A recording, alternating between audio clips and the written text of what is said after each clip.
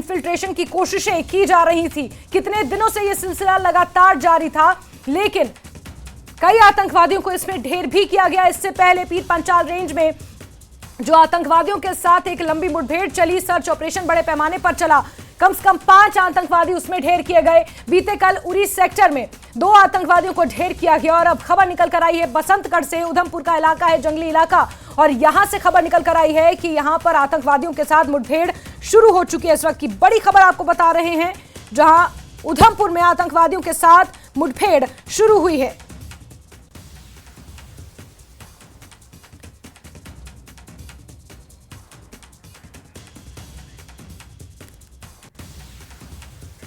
और भारत की जवाबी कार्रवाई से अब पाकिस्तान डरा हुआ है।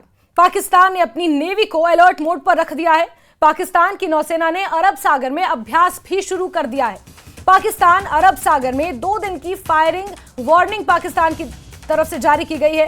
पाकिस्तानी फौज को समुद्री हमले का डर अब सता रहा है और यही कारण है कि भारत की जवाबी कार्रवाई से पाकिस्तान डरा हुआ है। सबसे पहले अपनी नेवी को अलर्ट किया है, अरब सागर में अभ्यास शुरू कर दिया है और पाकिस्तान को यह डर है कि शायद समुद्री हमला हो सकता है और फायरिंग वार्निंग पाकिस्तान ने जारी की है अपनी नेवी में और इसी को लेकर अभ्यास भी शुरू कर दिया गया है। और भारत क्योंकि अब चुप बैठने वाला नहीं है। जिस तरह से रक्षा मंत्री राजनाथ सिंह का बयान भी कल सामने आया था, रक्षा मंत्रालय की अहम बैठक हुई, सीसीएस की बैठक हुई, वहीं श्रीनगर में मुख्यमंत्री उमर अब्दुल्ला ने अपनी कैबिनेट की बैठक की। आज शाम 6 बजे महत्वपूर्ण बैठक होने वाली है। संदीप बोल मेरे सही ज्यादा जानकारियों के साथ जुड़े हुए हैं। संदीप, बदला तो भारत लेगा जरूर, लेकिन पहले से ही पाकिस्तान को इसका डर सताने लगा है और अब अपनी रक्षा करने के लिए अपनी नेवी हो, आर्मी हो, तमाम वो हथकंडे अपना रहा है पाकिस्तान। क्या कुछ अपडेट मिल पाए हैं सीमा पार से?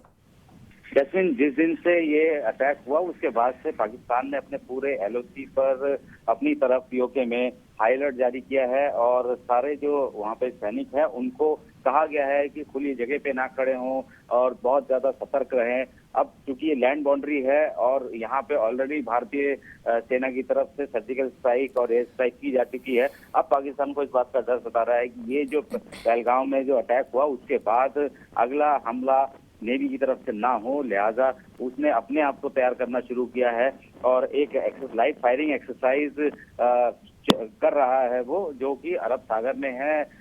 कराची बंदरगाह और ग्वादर पोर्ट के बीच 50 नॉटिकल मील अंदर समंदर में एक्सरसाइज हो रही है। उसके लिए बाकायदा वार्निंग भी जारी की है। अमूमन इस तरीके के एक्सरसाइज करने के कई हफ्ते पहले वार्निंग जारी की जाती है ताकि उस रूट पे जो नेविगेट करके जो मर्चेंट वेसल या बाकी जो शिप है या ऊपर से उड़ने वाले एयरक्राफ्ट है वो उस रूट को ना ले, वो पहले से इन्फॉर्म किया जाता है। लेकिन ये सडनली 23 तारीख को इन्होंने वार्निंग जारी की और 24 और 25 एक दिन 2 दिन के लिए ये अभ्यास कर रही है।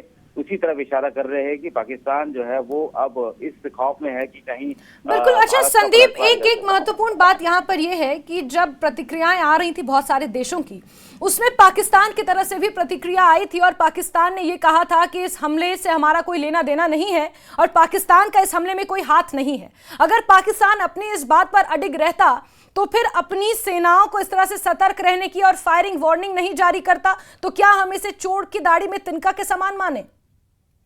पाकिस्तान का तो नीति ही है कि, और उसी नीति को पूरी दुनिया जानती है क्योंकि उसको भी पता है कि एफएटीएफ की ग्रे लिस्ट में था वो, उसमें से निकलने के लिए उससे कई सारे ऐसे आतंकी संगठन जिन पे प्रतिबंध लगा हुआ था उन पर काबू करना था।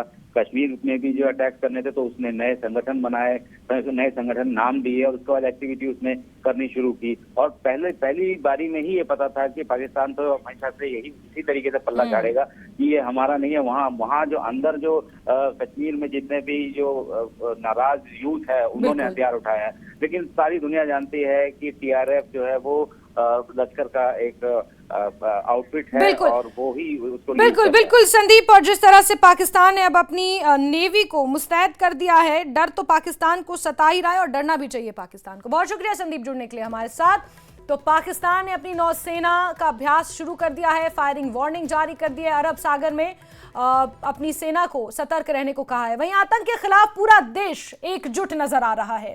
केंद्र सरकार ने आज शाम 6 बजे ऑल पार्टी मीटिंग बुलाई है। रक्षा मंत्री राजनाथ सिंह इस सर्वदलीय बैठक की अध्यक्षता करेंगे।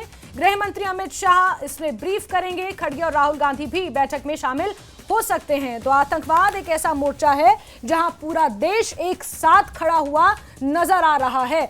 कश्मीर से लेकर कन्याकुमारी तक इस आतंकी हमले की कड़े शब्दों में निंदा की जा रही है। दिल्ली में लगातार बैठकों का सिलसिला जारी है। बीते कल भी 2 महत्वपूर्ण बैठक हुई हैं और आज भी ऑल पार्टी मीटिंग होनी है। और किस तरह से आतंकवाद के इस मोर्चे पर, आतंकवाद के इस मुद्दे पर आगे बढ़ा जाए, लड़ा जाए, इसको लेकर रणनीति तैयार की जानी है। सभी को साथ आकर देश की रक्षा, देश की सुरक्षा करने के लिए ये कदम उठाना पड़ा है और यही कारण है कि राहुल गांधी और खड़गे भी इस बैठक में शामिल हो सकते हैं। ये जानकारियां सामने निकल कर आ रही हैं। पाकिस्तान से बदला लेने की रणनीति तैयार की जा रही है। रक्षा मंत्री राजनाथ सिंह ने कड़े शब्दों में अपने वक्तव्य में इस बात का जिक्र किया कि बदला तो लिया जाएगा, वक्त भी हमारा होगा और जगह भी हमारी होगी। और जिस तरह से यह कायराना करतूत आतंकवादियों ने की है, इसे अंजाम दिया है, इसका बदला भारत जरूर लेगा। और इसी कड़ी में आज की सर्वदलीय बैठक अपने आप में महत्वपूर्ण मानी जा रही है। साथ ही साथ आप देखिए, टीआरएफ जो लश्कर तौयबा का एक टेरर आउटफिट है, एक अन्य संगठन है, उनके अंदर काम करता है, उनके अंडर काम करता है। और माना यह जाता है कि टीआरएफ जैसे संगठन को पाकिस्तानी सेना, पाकिस्तानी हुकूमत का साथ मिलता है, फंडिंग मिलती है, क्योंकि डायरेक्टली तो विश्व भर में पाकिस्तान ये जिम्मा नहीं ले सकता कि हाँ जी हमने अटैक करवाया है। इसलिए टीआरएफ जैसे आतंकवादी संगठनों की आड़ में वो इस तरह के आतंकवादी हमलों को अंजाम देता है ताकि इल्जाम आतंकवादी संगठनों पर आए, लेकिन पीछे से इस तरह के आतंकवादी संगठनों को बैक करता है। और इन्हीं का जवाब देने के लिए, इन आतंकवादियों को धराशायी करने के लिए, खत्म करने के लिए अब भारत ने रणनीति बनानी शुरू कर दी है। बैठकें शुरू हो चुकी हैं और आज इसी क्रम में सर्वदलीय बैठक है। खुर्रम का रुख कर लेते हैं, मेरे सहयोगी जुड़े हमारे साथ। खुर्रम, आज महत्वपूर्ण सर्वदलीय बैठक है, कितने बजे ये बैठक होनी है और राहुल गांधी और खड़गे के शामिल होने की कितनी संभावनाएं हैं? हालांकि कहा तो ये जा रहा है कि राहुल गांधी और खड़गे शामिल होंगे, लेकिन क्या पुख्ता जानकारियां और कौन कौन से बड़े चेहरे इस बैठक में शामिल हो सकते हैं?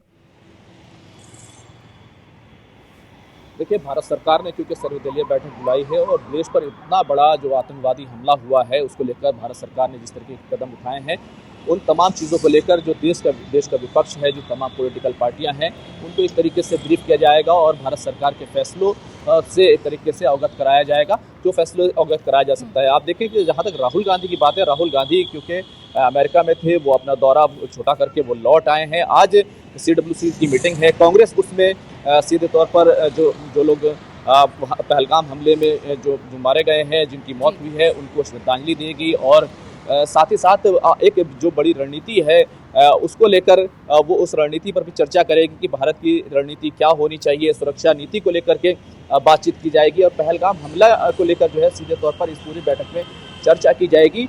और इसको कहीं ना कहीं साथ ही साथ आज इस बैठक से जो है वो एक रेजोल्यूशन पास हो सकता है कि भारत सरकार उन तमाम जो मुजरिम हैं, इस तरह के कायरतापूर्ण बुज़दिलाना हमले के जो लोग मुजरिम हैं, जो इसके पीछे हैं, जिन्होंने इस कार्रवाई को अंजाम दिया और जिन्होंने इसकी साजिश रची, जो इसको बढ़ावा देते आ रहे हैं, यानी कि सरहद पार से जो दहशतगर्दी जो वहाँ से पनप रही है, उस पर जो है कड़ी कार्रवाई की जाए, ऐसा रेजोल्यूशन जो है आ सकता है। और इसी के साथ साथ शाम में, क्योंकि लीडर ऑफ अपोजिशन है राहुल गांधी, वो जाहिर सी बात है आज की मीटिंग में शामिल होंगे। मल्लिकार्जुन खड़गे कांग्रेस के राष्ट्रीय अध्यक्ष हैं, वो नेशनल प्रेसिडेंट हैं, वो भी इस मीटिंग में शामिल होंगे। और इसके अलावा जो तमाम विपक्ष के बड़े लीडर हैं वो भी मीटिंग में शामिल होंगे। और एक तरीके से अगर देखें तो पूरा देश दरअसल जिस तरीके का हमला हुआ उसको लेकर एक साथ एकजुटता दिखाने की जो कोशिश करेगा, क्योंकि आपने देखा होगा जिस तरीके से राहुल गांधी की तरफ से, मल्लिकार्जुन खड़गे की तरफ से जब शुरुआती प्रतिक्रिया आई, उसमें हमले की मजम्मत की गई, उसको कंडम किया गया, लेकिन साथ ही साथ एक चीज़ और भी उस हमले में कही गई, उस ट्वीट्स में कही गई थी कि जो भी इसके पीछे हैं, कहीं ऐसा ना हो कि उनको कैफरे किरदार तक पहुंचाने तक उनके खिलाफ एक्शन ना हो। तो सीधे तौर पर कांग्रेस पार्टी जी, और उसके बाद जो है सामने कांग्रेस पार्टी जो है वो मीटिंग में शामिल होगी, पूरा विपक्ष शामिल होगा और ठीक है, पूरे विपक्ष को पूरे देश को एक साथ लेकर जो है इस पूरे बिल्कुल खुर्रम, सभी को एक साथ आकर कम से कम आतंकवाद के मुद्दे पर लड़ने की जरूरत है और इस वक्त एकजुटता की जरूरत है, जो आज ऑल पार्टी मीट में देखने को भी मिलेगी संभवतः। बहुत शुक्रिया खुर्रम जुड़ने के लिए हमारे साथ। तो हर तरफ इस आतंकवादी हमले को लेकर आक्रोश है और जगह जगह बीते कल भी विरोध प्रदर्शन हुआ। श्रद्धांजलि दी जा रही है उन 27 लोगों को जिनकी जान गई है। तो वहीं आतंकी हमले को लेकर हिमाचल में भी आक्रोश है। हिमाचल के सभी बाजार 2 घंटे के लिए बंद रहेंगे। सुप्रीम कोर्ट से लेकर कई राज्यों में लोगों ने श्रद्धांजलि दी है। सुप्रीम कोर्ट में भी 2 मिनट का मौन बीते कल ऑब्जर्व किया गया था। तो वहीं हिमाचल प्रदेश के सभी बाजार 2 घंटे के लिए बंद रखने का ऐलान किया गया है। आतंकी घटना के विरोध में बाजार बंद रहेंगे। 1 बजे तक हिमाचल के बाजार बंद रखने का निर्णय लिया गया है। तो वहीं शिमला का मॉल रोड भी आज बंद रहेगा 2 घंटे के लिए।